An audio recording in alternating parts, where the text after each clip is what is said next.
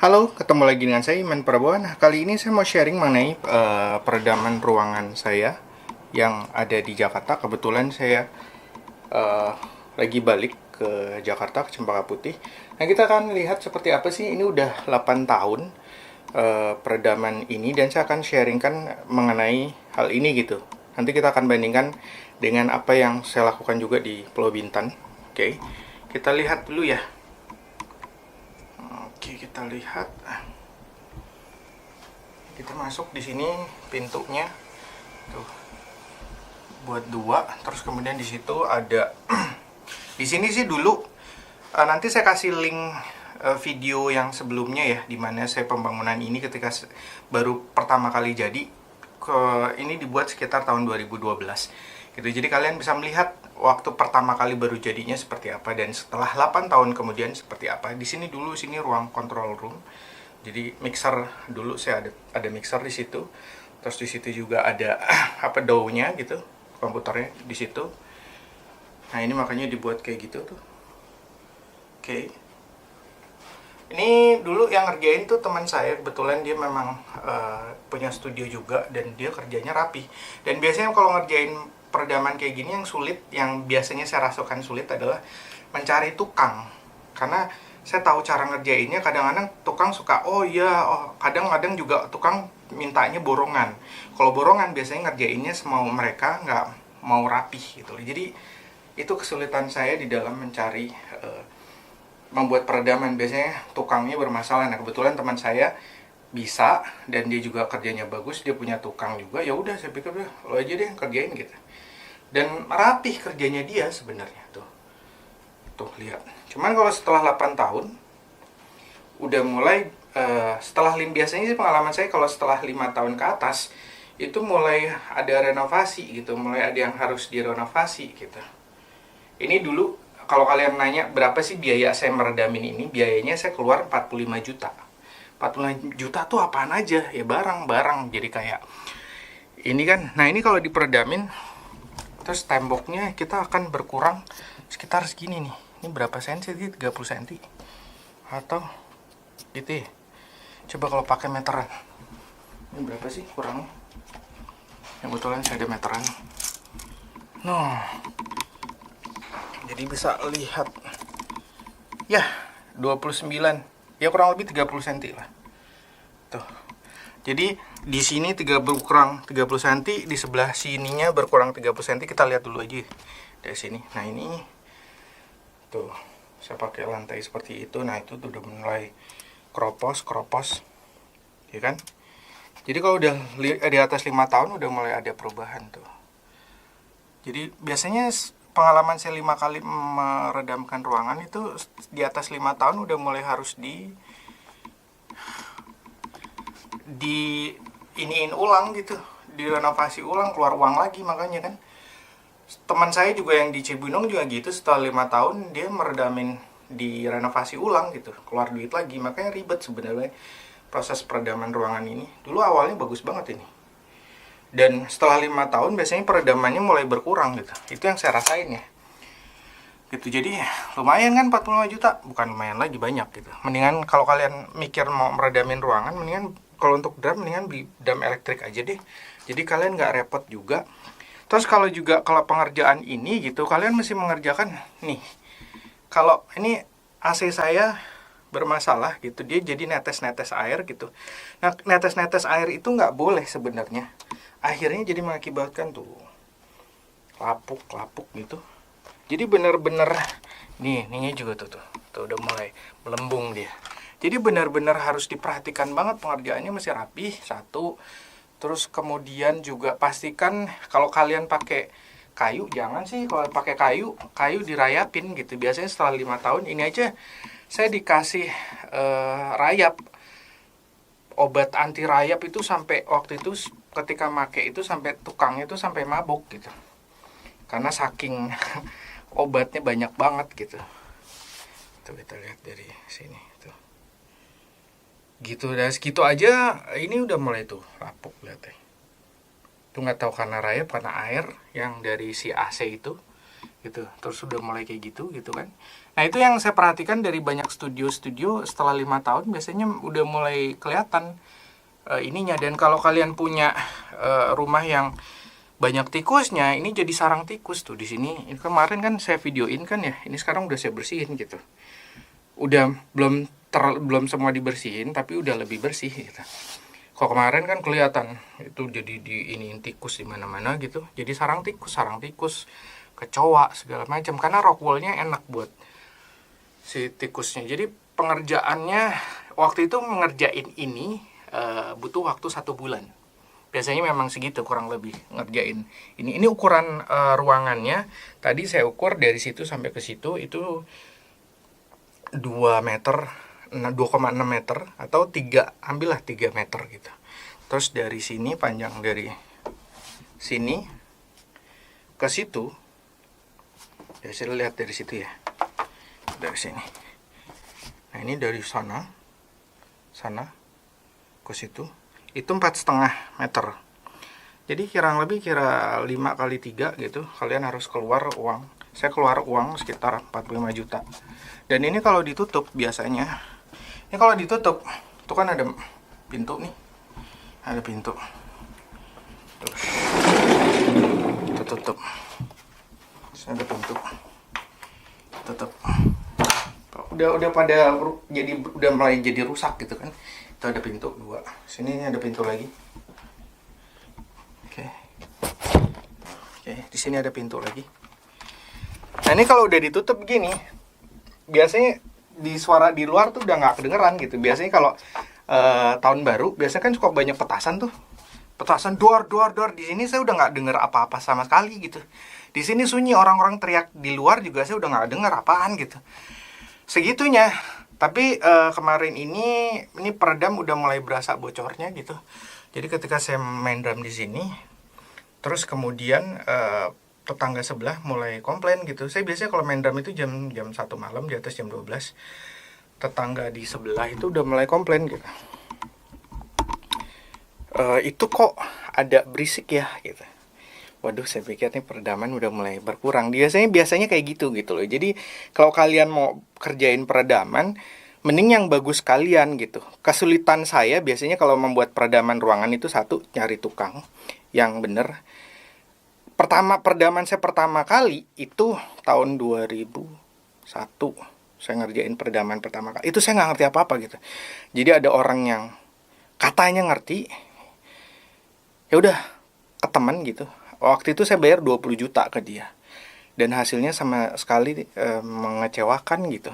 Nah kalau peredaman itu juga kalian nggak bisa mikir, oh tempel terus tutup langsung jadi gitu.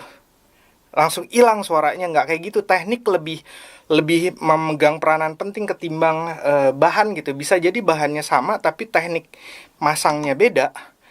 Itu hasilnya jadi peredamannya jadi jauh banget loh, padahal sama gitu. Nah kalau yang dulu yang pertama kali saya pasang itu tahun 2001, saya nggak ngerti apa-apa soal peredaman kan, tempel kasih glass wall gitu. Saya harus bayar 20 juta dan peredamannya itu dikit banget gitu. Nah tingkat peredaman itu kan ada nggak langsung, dulu kalau saya pikir kalau udah diredam langsung hilang gitu. Itu tingkat peredaman tuh sama kayak kita pakai masker misalnya. Nih saya nggak ada masker sih di luar. Kalau misalnya saya pakai masker gini, saya ngomong gini, halo. Nah itu omongan saya kan keredam kan. Nah keredam tapi nggak 100% keredam karena kalian masih dengar suara saya kan. Tapi kalau peredamannya ditambah, nah sekarang tapi kalian masih mendengarkan suara saya. Kalau benar-benar 100%,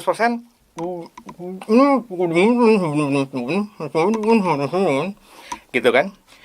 Jadi kalau kalian cuman tempel-tempel di dinding doang, itu kemungkinan peredamannya cuman 20% maksimal gitu. Jadi ya gitu tadi kayak masih kedengeran gitu. Ya kan? Jadi kalau kalian pingin semakin kalian pingin meredamkan, semakin besar juga uang yang kalian keluarkan. Dan yang waktu itu di video saya yang di Pulau Bintan itu kan saya pakai busa telur ya. Busa telur itu sebenarnya bukan untuk peredaman. Ada meredamnya sedikit. Makanya saya bilang, iya itu meredam tapi sedikit. Tapi ya gitu kayak gini. Ini kan meredam kan. Ada peredamannya kan. Kalian tetap bisa dengar saya, tapi suara saya kan jadi agak sedikit nggak jelas kan. Teredam kan. Gitu. Beda kan. Halo, halo, halo, halo, halo, halo, halo. Ini lebih jelas. Ini halo, halo. Suara saya jadi teredam kan. Nah, kayak gitu. Itu kalau busa telur kurang lebih peredamannya kurang lebih sekecil itu, kecil itu gitu. Jadi terus kemudian saya buktikan yang di ruangan yang di Pulau Bintan itu ada suara ayam dari luar masuk gitu kan. Nah, ada yang nanya kemarin, kalau suara dari dalam keluar kedengeran nggak? Intinya adalah kalau suara dari luar kedengeran ke dalam, berarti suara dari dalam kedengeran keluar. Ini kalian nggak dengar suara apa-apa di luar kan? Di sini sepi, sunyi kan, nggak ada suara tuk tuk tuk. Ini kebetulan nggak terlalu dekat jalan raya sih, mungkin kalau siang, tapi sama juga sih kondisinya kayak gini gitu. Jadi kalau suara dari luar kalian bisa dengar suara dari luar masuk ke dalam, berarti suara dari dalam itu juga akan keluar dengan intensitas yang sama gitu. Kurang lebih ngelihatnya seperti itu gitu loh. Kalau suara dari luar masuk, ya suara dari dalam pasti bisa keluar gitu. Tapi kalau dari suara dari luar nggak kedengeran apa-apa, ya suara dari dalam berarti juga nggak kedengeran apa-apa gitu loh. Nah kurang lebih seperti itu sharing dari saya. Kita lihat ya sekali lagi ya. Itu. Jadi usahakan kalau kalian melakukan peredaman, mendingan yang bagus kalian sehingga nanti kalian nggak repot. Misalnya pakai kayu, pakai besi, jangan pakai kayu. Kalau pakai besi itu kan jatuhnya lebih mahal, rangkanya pakai besi. Kalian tonton aja video pertama saya sampai video ke-10 di mana saya posting peredaman ruangan ini. Jadi kalian tahu prosesnya gitu. Saya pakai kayu. Kayunya sekarang kayaknya dirayapin gitu. Kalau kalian pakai besi, besinya pasti nggak dirayapin kan. Nah harga besi ya nggak tahu. Saya nggak tahu. Tapi misalnya ya, kalian cek aja di toko bangunan gitu. Misalnya harga besi satu batang tuh 50.000. Saya butuhnya 100 pasang gitu, 100 batang. 50.000 kali 100 berarti kalian kudu keluar 5 juta gitu kan. Terus belum lagi rock wool-nya. Rock wool-nya itu kan ada yang ketebalannya, density-nya lebih tebal, ada yang density-nya kurang, yang lebih tebal lebih mahal. Ya kalian kaliin aja. Itu barang-barang mentah semua yang nanti ketika itu nggak bisa ketika kalian bongkar. Ini kalau saya bongkar ini udah bahan-bahannya juga nggak bisa di uang 45 juta saya nggak balik lagi gitu. Tuh kan. Terus karpet belum yang ini kayak parket gini juga kalau dibongkar juga nggak ini kan. Nggak bisa dijual lagi gitu loh. Itu makanya yang saya bilang repot gitu kalau udah. Terus ini kaca masih bisa dijual nggak kalau misalnya dibongkar gitu. Ini kayu-kayu begini, terus belum tripleknya. Kalian hitung aja butuh tripleknya berapa. Misalnya 1 lembar triplek, misalnya saya nggak tahu ya, misalnya kita gampangnya 100.000 gitu, butuhnya 10 lembar berarti udah 1 juta, belum butuh yang lain-lain gitu ya kan. Kurang lebih seperti itu. Jadi ribetnya ampun deh bener.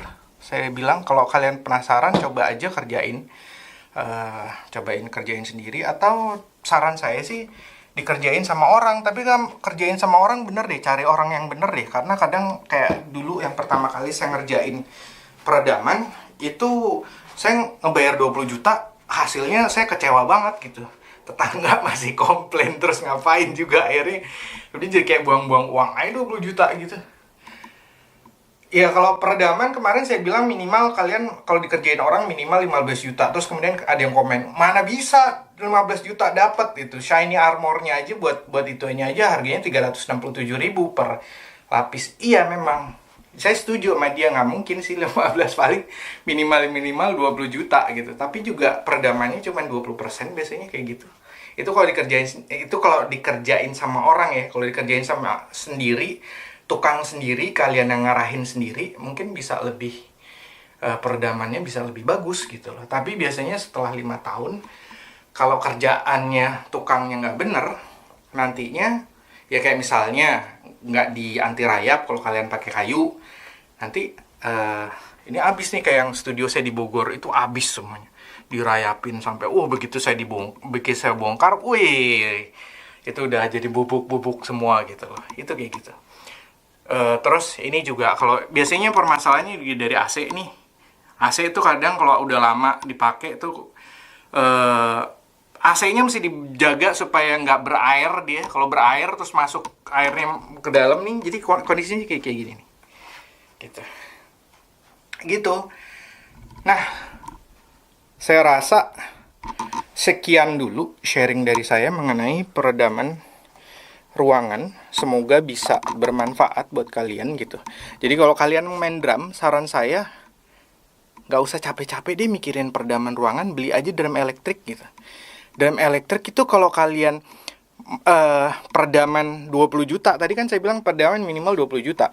Dengan drum elektrik 20 juta tuh udah dapat Yamaha DTX 6. Kemarin kebetulan saya beli drum elektrik Yamaha DTX 6. Itu harganya kurang lebih 16 juta. Terus sama kursi, sama pedal, dapatlah 20 juta gitu. Itu udah dapat drum yang lumayan gitu. Kalian nggak perlu pusing masalah peredaman, nggak perlu pusing malah salah renovasi juga nantinya gitu loh. Jadi udah, asli saya sendiri udah males gitu loh. Akhirnya kayak gitu, oh my god. Karena pengerjaannya lama, 1 bulan.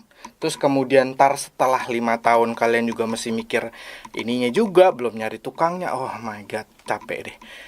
Dan biasanya yang pertama saya dikerjain sama orang, yang kedua saya ngerjain sendiri, mulai coba-coba iseng, 3 ngerjain sendiri, keempat ngerjain sendiri, kelima ngerjain sendiri gitu, nyari tukangnya. Yang cari tukangnya itu yang ampun-ampunan deh. Kalau kalian bisa ngerjain sendiri, ya cari tukangnya, pelajarin sendiri. Ya good luck, selamat aja gitu. Proses pengalamannya untuk nyari ininya, untuk ini benerin lagi, ntar ininya segala macam.